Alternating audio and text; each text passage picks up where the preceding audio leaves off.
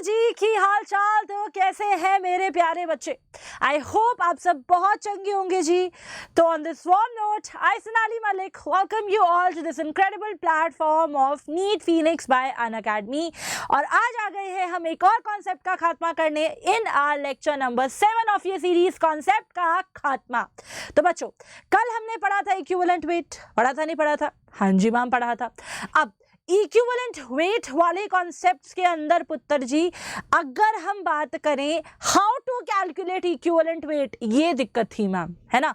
इतना तो अपने को समझ आ गया था मैम इक्विवेलेंट वेट क्या होता है, लेकिन इक्विवेलेंट वेट निकालते कैसे है ना मैम, आज ये सिखा दो, क्योंकि सबसे ज्यादा प्रॉब्लम ही हमें यहाँ पर आती है। ठीक है, चलो कोई दिक्कत नहीं है, वीडियो को हम शुरू करेंगे, लेकिन शुरू करने से पहले हमारी आपसे एक प्यारी सी अर्जी है कि प्लीज अगर आपको हमारा कंटेंट अच्छा लग रहा है और आप हमें सपोर्ट करना चाहते हैं, तो it will be really special for us अगर आप हमारे चैनल को लाइक, शेयर और सब्सक्राइब करें। वीडियोस को लाइक करो, शेयर करो, चैनल को सब्सक्राइब करो। ठीक है, चलो अब आ जाते हैं भाई हमारे टॉपिक के ऊपर। देखो, कल मैंने बताया था बेटा, किसी भी सब्सटेंस का वो अमाउंट जो या तो रिएक्ट करता है, कंबाइन करता है या डिस्प्लेस करता है, या तो 1 ग्राम हाइड्रोजन को, या फिर 8 ग्राम ऑक्सीजन को, या 35.5 ग्राम ऑफ क्लोरीन को, वो अमाउंट जो है किसी भी सब्सटेंस का क्या कहलाता है? इक्विवेलेंट मास कहलाता है, या फिर इक्विवेलेंट वेट कहलाता है। मुझे यहाँ कोई कंट्रोवर्सी नहीं चाहिए कि मैं मास और वेट तो अलग होता है, फिजिक्स में अलग होता है, लेकिन केमिस्ट्री में हम सेम ही मान के चलते हैं। ठीक है बच्चों, तो ये बात आपको अच्छे से समझ में आ गई होगी। अब मैम ये निकालते कैसे हैं, how to calculate the equivalent weight. देखो, अगर तुम्हें फील लेनी है पूरी, तो तुमको मॉलिक्यूलर वेट या मॉलिक्यूलर मास पर जाना होगा, है ना। अगर मैं तुमको याद कराऊं थोड़ा बहुत किसके बारे में पुत्र, मॉलिक्यूलर मास के बारे में,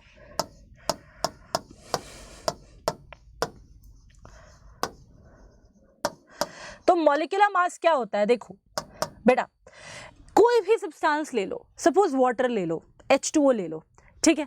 तो H2O के अंदर मेरा बेटा मुझे दिख रहा है कि हाइड्रोजन के 2 एटम है और ऑक्सीजन का कितना है? 1 एटम है। तो हर एक एलिमेंट के एटम के एटॉमिक मास को जब तुम ऐड करते हो, क्या निकल के आता है पुत्र? मॉलिक्यूलर मास निकल के आता है। ठीक है, तो अगर कोई अपने को बोलता है कि मैम मॉलिक्यूलर मास क्या होता है, तो अपन क्या बोलेंगे? अपन बोलेंगे it is the sum of atomic masses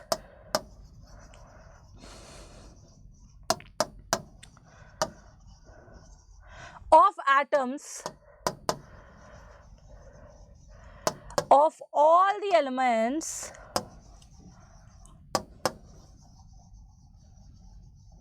in a compound।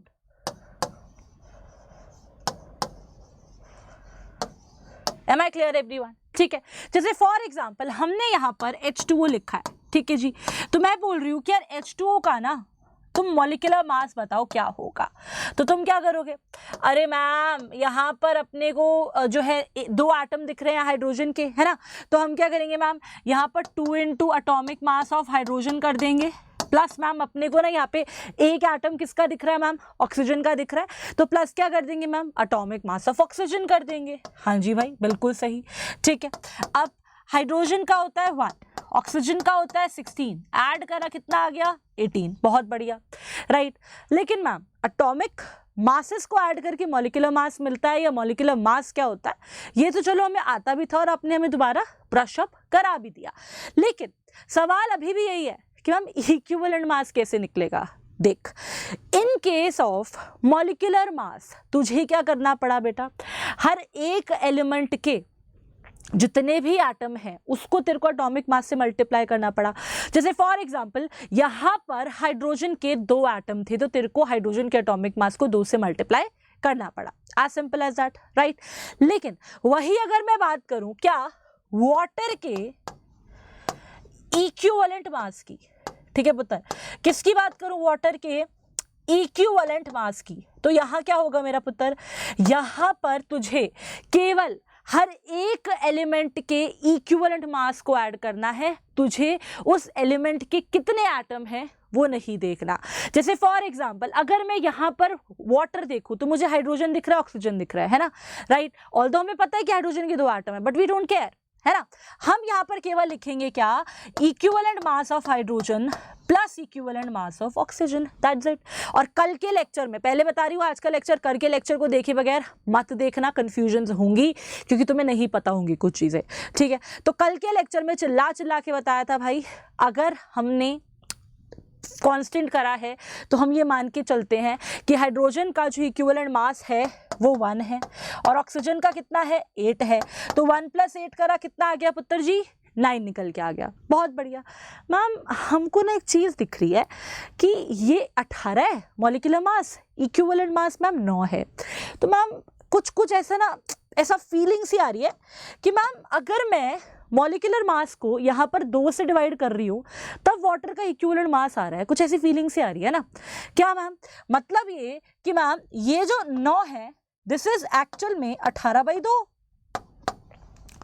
तो इसका मतलब क्या है कि मैम जो इक्विवेलेंट मास है, मैं इक्विवेलेंट मास को EM लिख रही हूँ, राइट, उसको मैंने कैसे ऑब्टेन करा है, मैंने मॉलिक्यूलर मास को 2 से डिवाइड करा है। और 2 क्या है बेटा, एक नंबर है, 2 क्या है, एक नंबर है, राइट। तो इसका मतलब पता है क्या है, इसका मतलब पता है क्या है, इसका मतलब है कि तुम किसी भी सब्सटेंस का अगर इक्विवेलेंट मास निकालना चाहते हो तो तुम्हें क्या करना है बेटा, उस सब्सटेंस के मॉलिक्यूलर मास को एक नंबर से डिवाइड करना है। और इस एक नंबर को ही तुमने हर जगह सुना होगा, सुंदर भाषा में बोला जाता है n फैक्टर, या कुछ लोग बोल देते हैं वैलेंसी फैक्टर।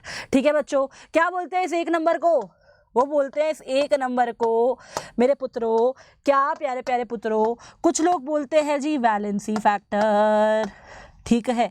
क्या बोल देते हैं कुछ लोग, वैलेंसी फैक्टर, और कुछ लोग बोल देते हैं पुत्रों n फैक्टर, ठीक है। समझे कि नहीं समझे, दिमाग गोल नहीं होना चाहिए, स्टेप्स में पढ़ाए हैं, ठीक है। चलो फाइन, आगे बढ़ते हैं, लेट्स मूव अहेड, आगे बढ़ते हैं।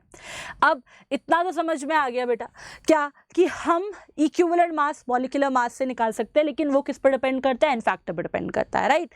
फाइन फाइन, अच्छा तो अब मेरी बात ध्यान से सुनो, यहां से मैं क्या लिख रही हूं, मैं एक्चुअल फॉर्मूला लिख रही हूं, क्या मैम, दैट इक्विवेलेंट मास किसके इक्वल आ जाएगा जी, मॉलिक्यूलर मास, या फिर आप मोलर मास भी लिख सकते हो, मैग्नीट्यूड तो सेम ही होता है, यूनिट का फर्क होता है ना, मॉलिक्यूलर मास की एम होती है, मोलर मास की ग्राम पर मोल होती है, होता तो सेम चीज़ है, अच्छे से एकलव्य सीरीज के दूसरे तीसरे लेक्चर में मैंने पढ़ाया था तुमको, ठीक है। तो यहाँ पर मोलर मास भी लिख सकते हो, कोई फर्क नहीं पड़ता, सेम ही चीज़ है। मॉलिक्यूलर मास होता है एक मॉलिक्यूल का मास और मोलर मास होता है एक मोल मॉलिक्यूल का मास, ठीक है, राइट। तो क्या कर दिया बेटा, इसको अपन ने यहाँ पर n फैक्टर से डिवाइड कर दिया, और ये n फैक्टर ही क्या है हमारा, इक्विवेलेंट मास, या फिर सॉरी n फैक्टर को हम वैलेंसी फैक्टर बोल सकते हैं, और इससे डिवाइड करके हमें क्या मिल गया है, हमारा equivalent mass. Am I clear everyone, ठीक है। अच्छा अब मेरी बात ध्यान से सुनो यहाँ पर बच्चे, ये जो n फैक्टर है ना, ये हर एक केस में डिफरेंट होता है। क्या होता है ये n फैक्टर, हर एक केस में पुत्र जी डिफरेंट होता है, ठीक है, राइट फाइन। तो इसका मतलब n factor is variable, n factor क्या है, ये वेरिएबल है, ठीक है, राइट फाइन। लेकिन मॉलिक्यूलर मास तो फिक्स है, अगर पानी है चाहे दुनिया का कहीं का भी पानी हो बेटा, मॉलिक्यूलर मास तो फिक्स ही होगा, है ना। तो मतलब मॉलिक्यूलर मास क्या है, कांस्टेंट है, राइट लेकिन इक्विवेलेंट मास क्या है, molecular mass by n factor, है ना। तो अगर n फैक्टर वेरिएबल है तो इक्विवेलेंट मास भी क्या होगा बेटा, हर केस में वेरिएबल होगा। मतलब अगर मैं H2SO4 ले रही हूँ और वो NaOH के साथ रिएक्ट कर रहा है तो हमेशा H2SO4 का जो मैंने n फैक्टर 2 पढ़ा है, ज़रूरी नहीं है कि 2 हो, कई कई केस में 1 भी हो सकता है। तो वो डिपेंड करता है कि केस क्या है, और वही केस अब हम पढ़ने जा रहे हैं, ठीक है। n फैक्टर हर एक केस में अलग निकलता है, राइट। चलो सबसे पहले हम सीख रहे हैं n फैक्टर बेटा एलिमेंट्स का निकालना। है ना। तो n फैक्टर बेटा जो एलिमेंट्स का होता है वो क्या होता है, एटॉमिक मास डिवाइडेड बाय क्या पुत्र जी, वैलेंसी, राइट। जैसे फॉर एग्जांपल हमको पता है कि सोडियम के जो वैलेंस शेल है उसके अंदर एक इलेक्ट्रॉन होता है, तो हम बोलते हैं कि number of electrons which it will lose to attain the octet वो 1 होता है ना। 2-8-1 कॉन्फ़िगरेशन होती है, एक इलेक्ट्रॉन छोड़ता है, तो 2-8 यानी नोबल गैस कॉन्फ़िगरेशन हमारी आ जाती है। तो हम यहाँ से उसका एक अंदाजा लगा देते हैं कि क्योंकि वो एक इलेक्ट्रॉन लूज कर सकता है in order to attain the noble gas configuration, तो उसकी वैलेंसी क्या होगी, 1 होगी, हम यहाँ से बोल देते हैं, ठीक है। तो सोडियम की वैलेंसी क्या होती है, 1 होती है ना। तो अगर कोई मुझे बोलता है इक्विवेलेंट वेट निकालो सोडियम का, तो मुझे पता चल गया कि भाई इन द केस ऑफ एलिमेंट आपको जो ये n फैक्टर लेके चलना है वो एक्चुअल में वैलेंसी है। ये वैलेंसी क्या है मेरा, यहाँ पर n फैक्टर है पुत्र, यही क्या है मेरा n फैक्टर है। अब देखो अगर तुम बात करो एलिमेंट की तो उसके तो एटम ही एग्जिस्ट करेंगे ना, तो वैसे तो इक्विवेलेंट मास निकालने के लिए ऊपर मॉलिक्यूलर मास आता है, लेकिन यहाँ पर क्या आएगा, एटॉमिक मास आ जाएगा, सिंपल है, राइट। अब देखो सोडियम का एटॉमिक मास कितना होता है 23, वैलेंसी मैंने बताई कितनी होती है 1, तो कितना आ गया बेटा 23। कैल्शियम का तुमको पता है, कैल्शियम की वैलेंसी कितनी होती है पुत्र, 2 होती है यानी 2 होती है, राइट। तो क्या करोगे 40 उसका एटॉमिक मास डिवाइडेड बाय 2 कर दिया, कितना आ गया 20, ठीक है। एल्यूमिनियम की बात करो 27 होती है, वैलेंसी 3 होती है, तो कितना आ गया पुत्र जी 9, 23, 27/3 stands for 9। Am I clear everyone, बहुत सिंपल है, अच्छे से समझ में आएगा, आगे बढ़े।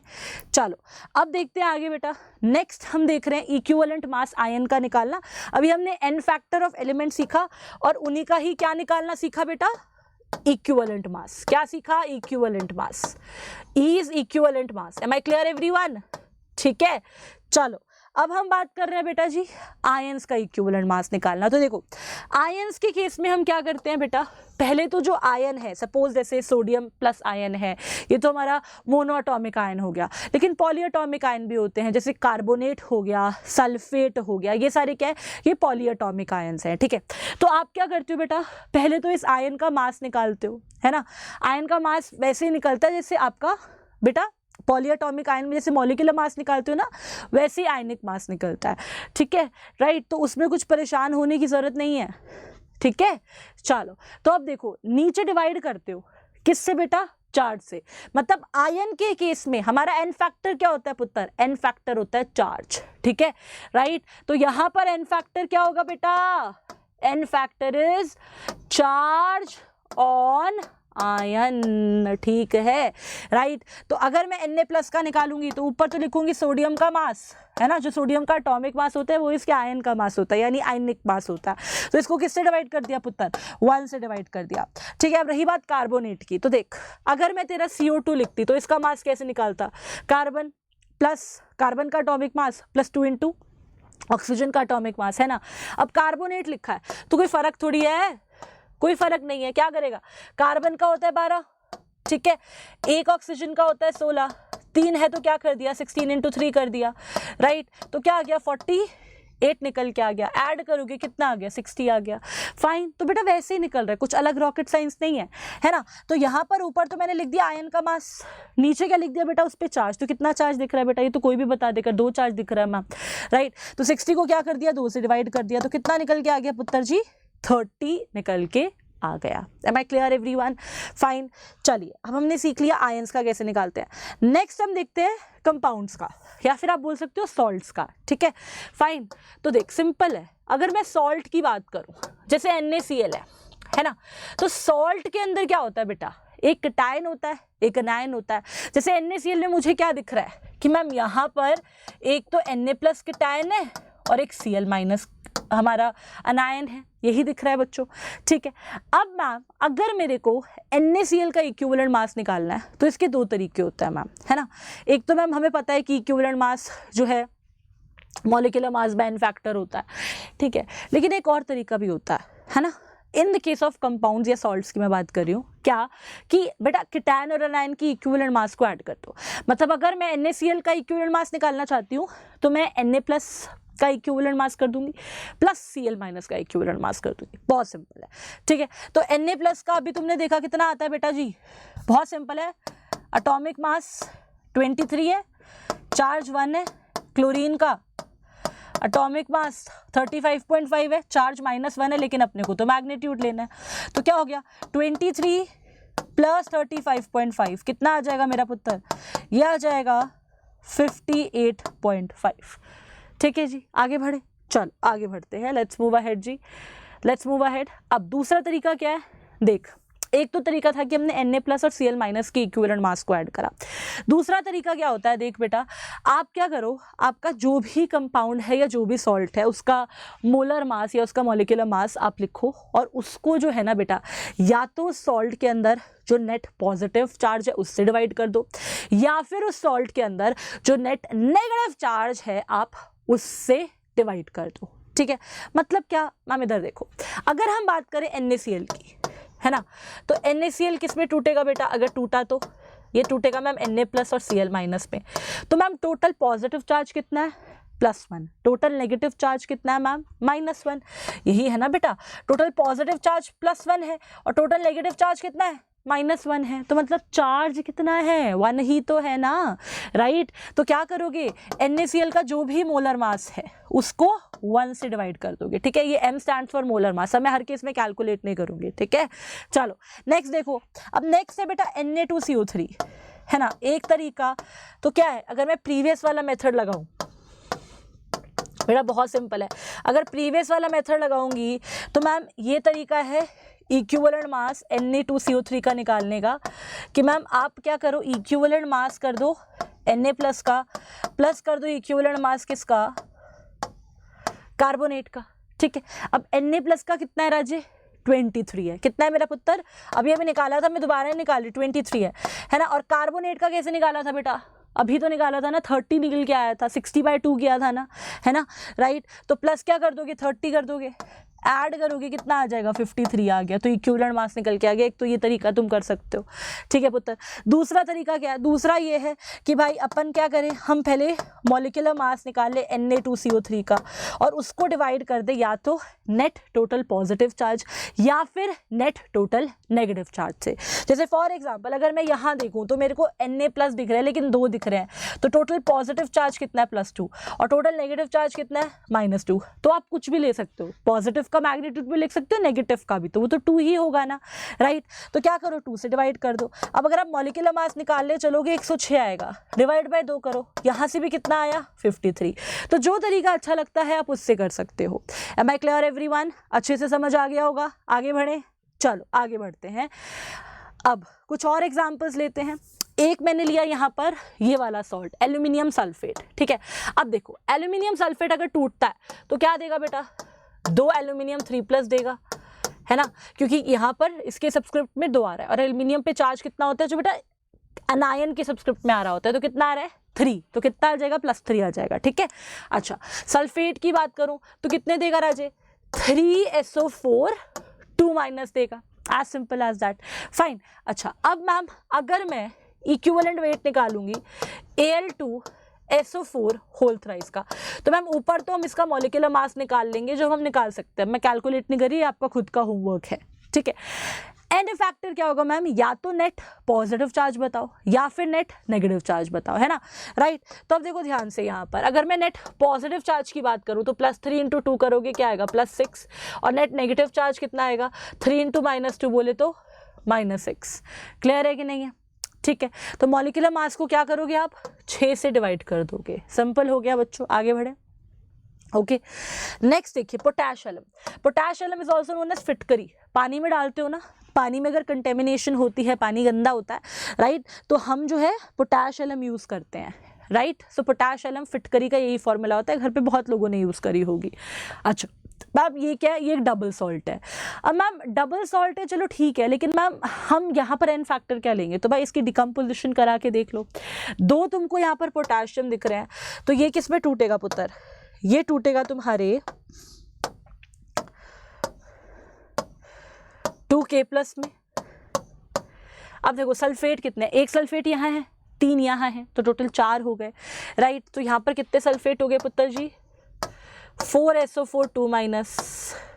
ठीक है, अच्छा एल्यूमिनियम की अगर मैं बात करूं तो 2 एल्यूमिनियम दिख रहे हैं, चार्ज कितना होता है, +3, तो 2 क्या आ गए बच्चों, एल्यूमिनियम 3+। अब टोटल चार्ज की बात करूं, पॉजिटिव चार्ज, तो देख एक पोटेशियम पे +1 है, 2 पोटेशियम पे क्या हो जाएगा बेटा 2 × +1 +2 हो गया, ठीक है, कितना हो गया +2। एक एल्यूमिनियम पे +3 है, 2 पे कितना हो जाएगा +6, तो टोटल ऐड करा तो कितना आ गया +8 आ गया, राइट। वही अगर मैं सल्फेट की बात करूं तो बेटा एक सल्फेट पे 2- है, तो 4 पे कितना होगा 4 × -2 बोले तो कितना -8।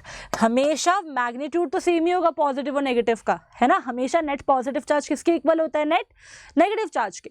तो इस केस में एन फैक्टर क्या हो जाएगा पुत्र, एन फैक्टर 8 हो जाएगा, है ना जी। और इक्विवेलेंट मास पोटैश Lm का क्या होगा बेटा, पहले तो इसका मॉलिक्यूलर मास निकाल सकते हो और उसको 8 से क्या कर दो, डिवाइड कर दो। Am I clear everyone? बहुत सिंपल है, आगे बढ़े। अब नेक्स्ट किस पर मूव करोगे पुत्र, नेक्स्ट मूव करोगे n factors in the case of acid and basis और equivalent mass in the case of acids and basis. Usually हम बोलते हैं कि for the case of acid, ठीक है जी, फॉर द केस ऑफ पुत्र क्या एसिड, जो इक्विवेलेंट मास होता है ना पुत्र, क्या जो इक्विवेलेंट मास होता है वो होता है molecular mass divided bye basicity. मतलब यहाँ पर आपका जो एन फैक्टर होता है ना बेटा, वो एन फैक्टर क्या होता है, आपके एसिड की बेसिसिटी, ठीक है पुत्र, क्या होता है एन फैक्टर, एसिड की बेसिसिटी। अब मैम ये एसिड की बेसिसिटी क्या होती है मैम, ये तो आप बोल रहे हो धर्मवीर की लोगाई हो गई है नहीं, देखो होता क्या है बेटा कि हमारे एसिड के पास, सपोज आपके पास 1 मोल एसिड है, तो 1 मोल एसिड बेस को कितना मोल H+ देता है, ठीक है, राइट। जैसे फॉर एग्जांपल अगर मैं बात करूं यहाँ पर HCl की, तो मुझे इसके 1 मोल में 1 मोल ही H+ दिख रहा है ना, तो तुम बोलोगे अच्छा ये बेस को 1 मोल ही दे पाएगा, तो एन फैक्टर क्या है बेटा जी 1 है, राइट। वैसे ही HNO3 लिया, मैम ये भी एक ही H+ दिख रहा है यहाँ पे, है ना, राइट, क्योंकि मैम अगर देखो HCl टूटेगा तो अपने को क्या मिलेगा, अपने को मिलेगा H+ और Cl-, तो मतलब एक ही तो मिलेगा ना मैम, ठीक है, राइट। तो एन फैक्टर कितना लिख दिया मैम आपने 1 लिख दिया, मैंने बोला हाँ सही है, बिल्कुल सही है मैम। HNO3 में भी क्या लिख दिया आपने, 1 लिख दिया, है ना मैम। तो मतलब 1 मोल एसिड कितने मोल H+ बेस को देता है रिएक्शन में, वही क्या होती है बेटा उस एसिड की बेसिसिटी, और उसे ही हम क्या बोलते हैं बेटा एसिड का n factor. As simple as that, यही मैंने लिख दिया है ऊपर इसको फैंसी लैंग्वेज में। अब H2SO4 देखते ही क्या लगता है मैम 2 होगी, अरे मैम 2 होगी, अरे लिखो मैम 2 होगी यहाँ पे। मैं बोलती हूँ सुन मेरी बात ध्यान से सुन, अगर उसने तेरे को रिएक्शन नहीं दिया है तो हाँ 2 ही होगी, लेकिन अगर रिएक्शन दे तो उस रिएक्शन में याद रखियो बेस के साथ जो होगा एन फैक्टर 1 भी हो सकता है या फिर 2 भी हो सकता है। क्लियर है बेटा?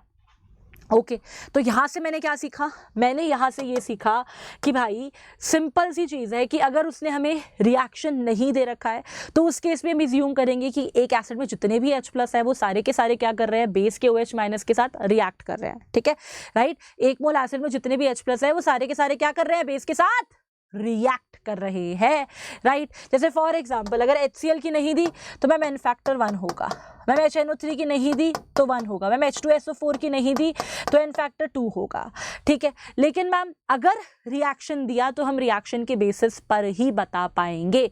जैसे फॉर एग्जांपल ध्यान से देख, अगर मैं यहाँ पर एक रिएक्शन लिख रही हूँ क्या, H2SO4 + NaOH giving NaHSO4 + H2O। बेटा वाटर कैसे बनता है, वाटर बनता है जब एसिड का H+ आता है और बेस का OH- आता है।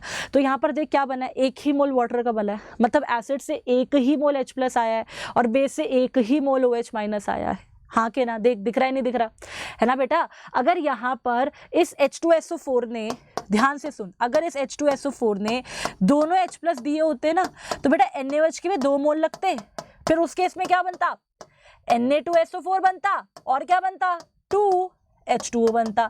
लेकिन बेटा यहाँ पर ऊपर देख क्या बना है, 1 ही H2O बना है, मतलब एसिड का 1 ही H+ आया है, तो इस केस में एन फैक्टर क्या होगा बेटा, एन फैक्टर 1 होगा और इक्विवेलेंट मास क्या हो जाएगा, मॉलिक्यूलर मास डिवाइडेड बाय 1। लेकिन दूसरे केस में वही एन फैक्टर क्या होगा पुत्र 2 होगा और इक्विवेलेंट मास क्या होगा, मॉलिक्यूलर मास डिवाइडेड बाय 2 हो जाएगा।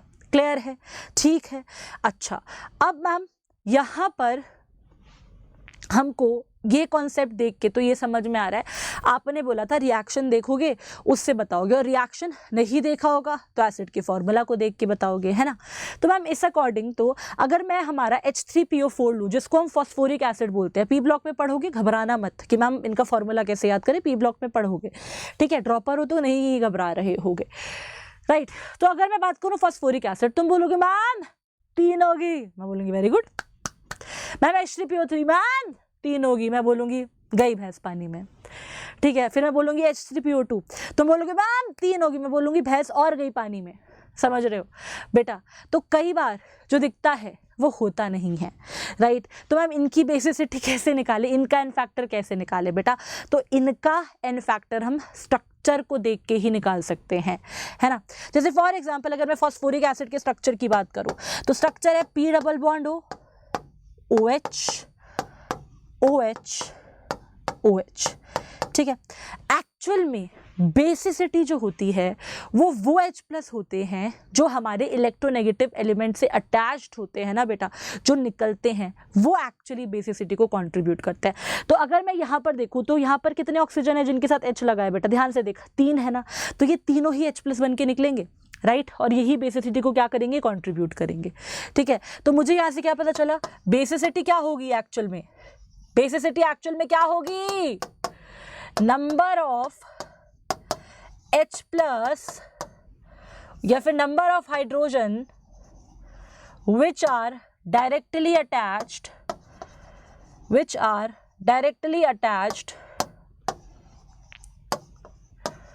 to electronegative oxygen,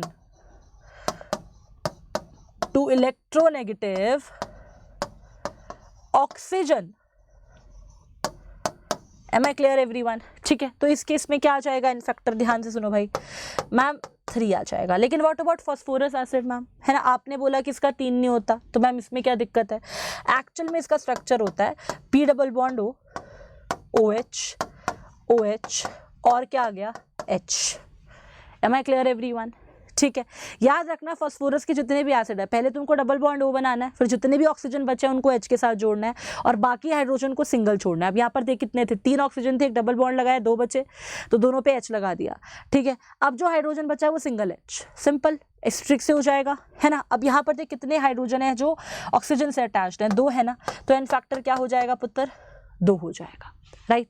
वहीं अगर मैं H3PO2 की बात करूं, बहुत सिंपल है, स्ट्रक्चर कैसे बनेगा, पहले P डबल बॉन्ड O बना दिया, एक ऑक्सीजन गया, एक बचा, उसके साथ क्या आ जाएगा H, मैम हाइड्रोजन 2 बचे, तो दोनों कैसे आ जाएंगे मैम, डायरेक्टली बॉन्डेड, ठीक है। तो मैम क्या होगा यहाँ पर एन फैक्टर, मैम एक ही हाइड्रोजन हमको दिख रहा है जो ऑक्सीजन के साथ यहाँ पर क्या है मैम, अटैच्ड है, तो क्या आ जाएगा n factor ma'am, n factor will be 1, simple, ठीक है जी। चलिए आगे बढ़ते हैं। बोरिक एसिड, अब देखो बोरिक एसिड का फॉर्मूला होता है H3PO3, सबको देखता है मैम एन फैक्टर मैम 3 होगा, नहीं 3 नहीं होता, समझ रहे हो। एक्चुअल में ये केस ही अलग है। यहाँ पर अगर मैं बोरॉन की बात करूं तो ध्यान से सुनो भाई, ये स्ट्रक्चर होता है बोरिक एसिड का। तुम बोलोगे मैम आपने तो बोला कि यहाँ पर जितने हाइड्रोजन इलेक्ट्रोनेगेटिव ऑक्सीजन से अटैच्ड होते हैं वो सारे H प्लस की फॉर्म में बाहर निकलते हैं, तो मैम ऐसा यहाँ पर क्यों नहीं हो रहा, यहाँ पर एन फैक्टर 3 क्यों नहीं आ रहा, है ना। सच्चाई बताऊँ तुमको, तुम शॉक हो जाओगे भाई, इसका जो एन फैक्टर है ना वो 1 होता है। तुम बोलोगे मैम क्या बोल रहे हो मैम, सोचो तो सही, सुनो मेरी बात। बोरॉन एक इलेक्ट्रॉन डेफिशिएंट स्पीसीज है। बोरॉन के अपने पास 3 इलेक्ट्रॉन्स होते हैं वैलेंस शेल में और एक एक यहाँ पर उसने कोवेलेंट बॉन्ड के थ्रू शेयर कर लिया ऑक्सीजन से, तो 3 + 3 कितने हो गए, 6 इलेक्ट्रॉन्स हो गए। अब ये इलेक्ट्रॉन डेफिशिएंट है, होता क्या है कि इसका जो एक्वस सोल्यूशन होता है उसमें पानी तो होता ही है ना। अब पानी क्या है, इलेक्ट्रॉन रिच, बोरॉन क्या है, इलेक्ट्रॉन डेफिशिएंट। तो बेटा पानी यहाँ पर अटैक करता है, ठीक है। अटैक करने पर जो कॉम्प्लेक्स बनता है वो होता है OH, यहाँ भी OH, यहाँ भी OH, यहाँ भी OH, ठीक है। पूरे पे क्या आता है, नेगेटिव आता है, नहीं आता, आता है, और प्लस क्या आता है, H पॉजिटिव। अब एक्चुअल में कितना H प्लस निकला पर मॉलिक्यूल, एक ही तो निकला, राइट। और वो H प्लस भी इस बोरिक एसिड का नहीं निकला है, वाटर का निकला है, समझ रहे हो। अभी तक डेफिनेशन होती थी एसिड से जितने H प्लस निकल रहे हैं, लेकिन यहाँ पे वाटर से निकल रहा है, लेकिन ओवरऑल निकल कितना रहा है, एक निकल रहा है ना, ठीक है। तो एन फैक्टर क्या होगा यहाँ पे, 1। बेटा यही केमिस्ट्री की मोह माया है, जो समझ पाया है वो कर पाया है, जो नहीं समझ पाया उसका नील बटा सन्नाटा हुआ है। ठीक है, चलो आई होप समझ में आया होगा। थोड़ा सा लेक्चर ये वाला लंबा होगा बट परेशान ना होना, ठीक है। चलो नेक्स्ट आ जाओ बेटा, एन फैक्टर ऑफ बेस, है ना। बेस का एन फैक्टर क्या होता है, देखो अगर हम बात करें इन द केस ऑफ बेस, यहाँ पर जो इक्विवेलेंट मास होता है वो होता है molecular mass divided by n factor. अब यहाँ पर जो एन फैक्टर होता है ना पुत्र, ये एन फैक्टर क्या होती है, बेस की एसिडिटी। क्या होती है बेटा ये एन फैक्टर, बेस की एसिडिटी होती है। अब ये एसिडिटी क्या होती है बेटा, तो बेटा 1 मोल बेस कितने मोल OH माइनस एसिड को देता है, वही उसकी एसिडिटी है। ठीक है जी, क्या it is basically the number of OH which are replaced by 1 mole of an base and given to the acid. Am I clear everyone? ठीक है, जैसे अब देखो अगर मेरे को रिएक्शन नहीं दे रखा एसिड बेस का, खाली बेस का फॉर्मूला दे रखा है ना, तो अब NaOH के अंदर कितने OH मुझे दिख रहे हैं, एक ही दिख रहा है, तो मैम एन फैक्टर 1 हो जाएगा। वैसे ही मैंने लिखा मैम कैल्शियम हाइड्रोक्साइड, मैम 2 दिख रहे हैं OH, एन फैक्टर कितना हो जाएगा मैम 2 हो जाएगा। वही मैंने डाला AlOH होल थ्राइस, मैम 3 दिख रहे हैं, एन फैक्टर कितना हो जाएगा मैम 3 हो जाएगा, राइट। लेकिन मैम अगर रिएक्शन दे दिया तो बेटा रिएक्शन को देखो, अब जैसे यहाँ पर एक रिएक्शन है कि कैल्शियम हाइड्रोक्साइड HCl के साथ रिएक्ट करके कैल्शियम क्लोराइड और हमारा वाटर बना रहा है, वही रिएक्शन है बेटा, acid plus base giving salt plus water, neutralization reaction हो रहा है यहाँ पे, समझ रहे हो? ठीक है, अब मेरी बात ध्यान से सुनो बेटा, यहाँ पर अगर अपने को इक्विवेलेंट मास निकालना है तो कैसे निकालेंगे, इधर आओ, देखो सिंपल सा लॉजिक है बेटा।